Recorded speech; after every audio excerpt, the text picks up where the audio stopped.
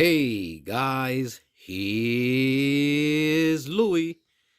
So on this video, I'm going to show you the work that you get when you are a dedicated person to your project. The work you could accomplish in just a little time.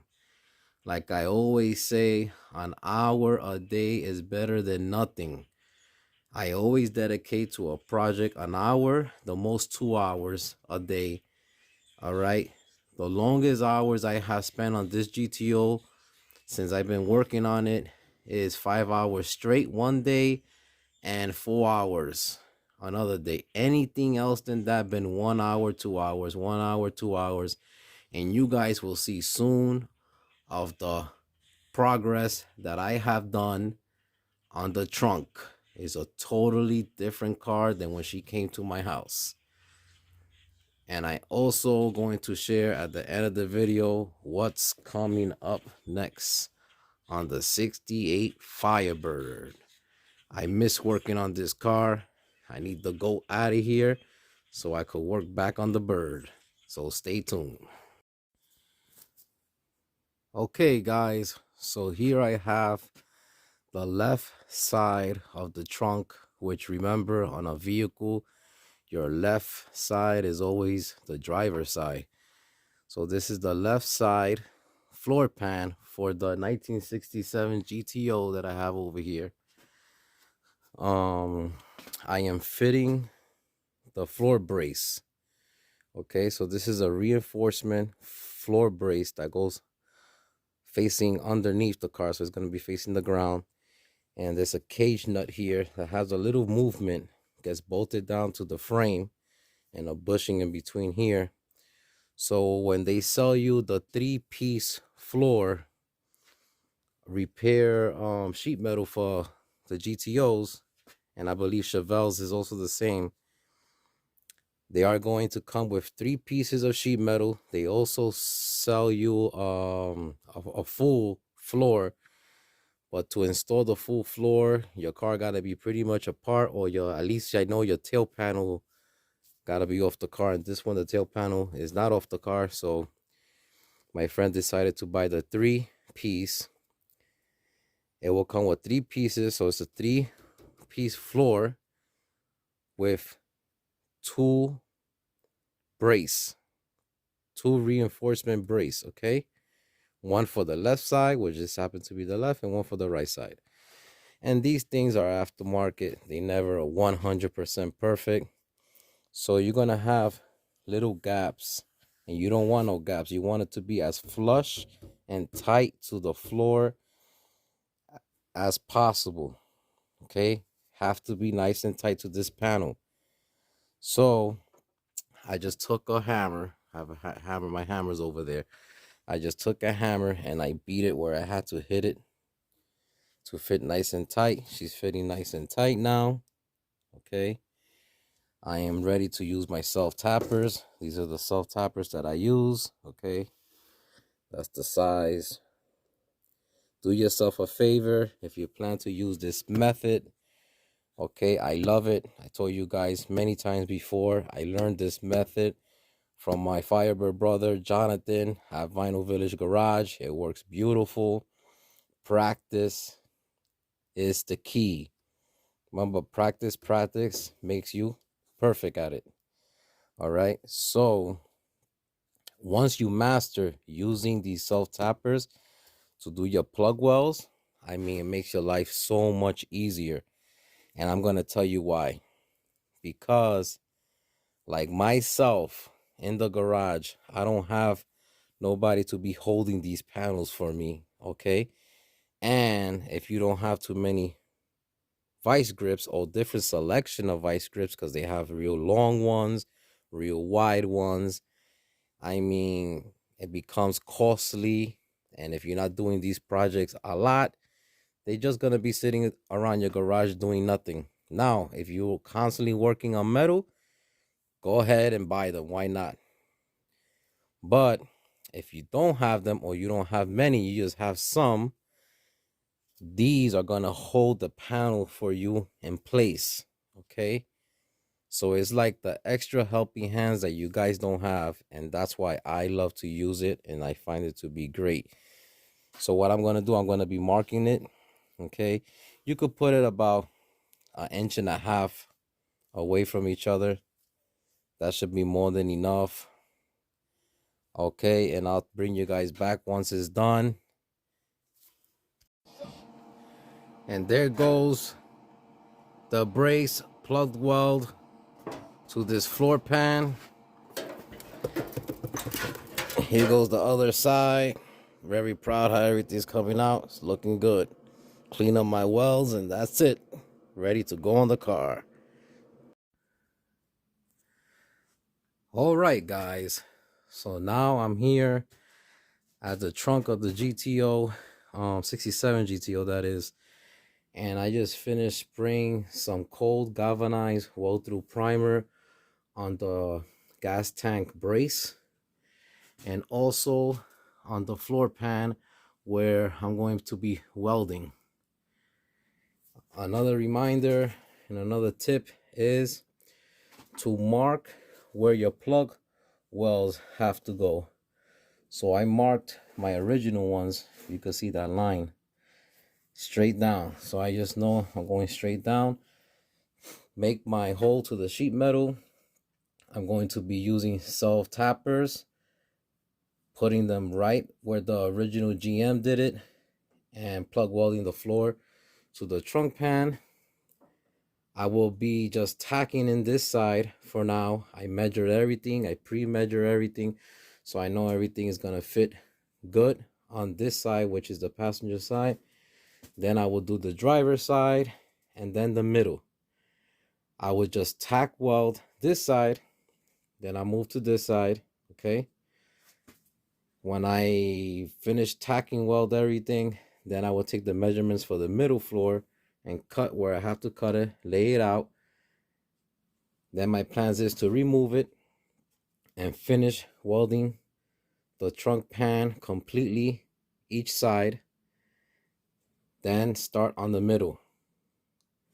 Stay tuned, guys, because this is going to be excellent. I can't wait to finish this car because I need to start moving back on the Firebird. I need to get this car painted by at least the end of May or maybe the first week of June. So I'll bring you guys back when I have this side of the floor pan tack welded. Well, guys, take a look here. The car actually has a trunk floor now. It will almost be 100% full floor. As of now, she has a driver's side and a passenger side. The floor pans are completely welded all around where she needs to be welded. So up there and down here by the tail panel, she's totally welded. I just have to grind my welds down, okay? And I use self tappers like I explained before in other videos, okay? Going straight across to the brace, the gas tank brace. And I already have started plug welding this side. When I finish this side, I will go to this side, or I might just jump around. The last piece to this puzzle here is this floor pan right here. That's a centerpiece right there, which I still need to cut, measure and cut on the bottom. That's the bottom side. And the front side over here, I should say the back side, and that's the front side. And then I will take that, put it here, and she gets plugged weld on this side of the gas tank brace, also on this side, and then spot weld right across, and also on the back side. But this is what I am talking about when you are dedicated and you could see the car coming back to life, because unfortunately they do not build themselves. You don't buy them rusty or rusted out or not driving, and one day you come down to your garage and she's ready to go restore it all by herself. That's only in dreams and make-believe land. You have to dedicate hard work to your car, especially if you don't have the money to go to the fancy shops and get somebody else to restore the car for you. You need to keep your hands dirty, like I always say, and you will see your car move forward. So, the technique that I used here, like I said, self tappers, okay? And if you guys could see, there goes my plug wells, and they very low. I mean, I have very little grinding, if any, on them. I love the way they come out. And I have said this before. I learned this technique watching Jonathan from Vinyl Village Garage. That guy is like, he's like my brother. He's my Firebird brother. Thank you very much, Jonathan, because since I learned that technique, I have been using it. I think I mastered it, and I love it. I used the same thing when I was welding the Firebird over here. The whole floor, the rear frame rails, I used the same technique. He made a video on it, and he gave me an A+. Mind you, I was using flux core on that car. I use flux core all the time. This is actually welded, the GTO, I actually welded with gas, and it's 10 times easier for me because I started with flux core. And believe me, when you start with flux core wire, it's really hard. You get frustrated, but I also believe that what made me a good welder, starting with flux core. I have done gas before, but this is the biggest project I have stuck to gas. And from this day forward, I'm going to stick with gas because it's just totally different. I think anybody could weld with gas. But that being said, so that's the technique I use. This going around here is the bottom brace on the floor on this GTO 67 GTO. It takes the reinforcement brace there, and there's a bushing on the underside right there. There's a bolt that goes through, and there's a bushing right there, and then she gets plug weld into the inner wheel well. I also have the self tappers going down the trunk drop off. I love the way it's coming out. This car actually did not have a trunk drop off on this side because it was rotted out, and you guys saw me fabricate that side, fabricate the inner tub, that side inner tub, and the bottom of this trunk drop off. All right, so I'm really happy. Like I said, the more and more you guys do this, the better you get. Don't have no fear, just do it. Just jump in and do it, and I'll get done. I am so happy. It's just moving forward, and I give myself a pat in the back because let me tell you something. If there's anybody that knows me, that really knows me, they know I'm a very dedicated person. Okay.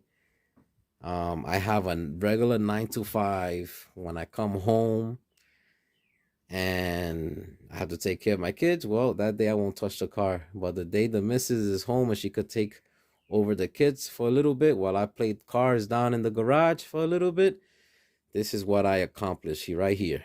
Okay. I'm even thinking about these projects the last thing before I go to sleep. That's the way my brain works. And to see this is like seeing a dream come true. This is another slash on my belt saying that I did a 67 GTO trunk. And like I said before, I'm not a professional, but I think I do good work. And she's solid. She's coming out nice. I will be grinding down my wells. I will be priming this, okay? And if the man that owns the car, my buddy Dan, if he decides that he wants to splatter paint, fine, it gets done. If not, I think just regular black paint for now is okay, and the next person that buys the car, they could finish it. But yeah, guys, here's the GTO. Thank you for you guys that are new subscribers. I'm almost hitting that 500 mark. And I'm really pleased to share my knowledge with you guys. So here's the trunk, almost done. I'll say about 90% done now. So stay tuned, guys, because pretty soon Louis is going to be working back on the bird. Okay, I have my final body work to do, which is sanding, basically sanding and priming the car. All right, I'm gonna use the color of the car. The color that I'm going to use on the car, I will use on my primer. And if you guys notice in the beginning of the video where it says first generation garage, there was a car that was added. And the man I want to give thanks to is Brian Menson over there at Arrowhead Garage. He designed that first generation garage picture, and he added the car, how this car is going to turn out. So for you guys that want to know what's the color, that's going to be the color. All right, the color is white with a red stripe going across it, because she's gonna be a HO car, a remake of a HO car, not a real HO car, but a replica of one, a 350. Okay, and she's gonna be white paint outside and red interior. But the next video, with that being said, the next video is going to be on the Firebird, how important it is before you guys drill out your hole for your hood tack, which I have a video of it, and I am happy that I was able to share my hood tack template with a couple of guys. They got in touch with me through email. They sent me a message first through YouTube. I give you my email.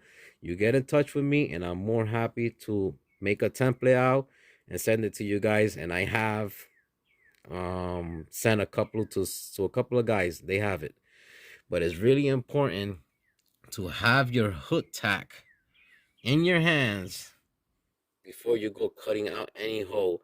And I will explain why in the next video that I'm going to be making in a couple of days of the 68 Firebird. Stay tuned. Bye-bye.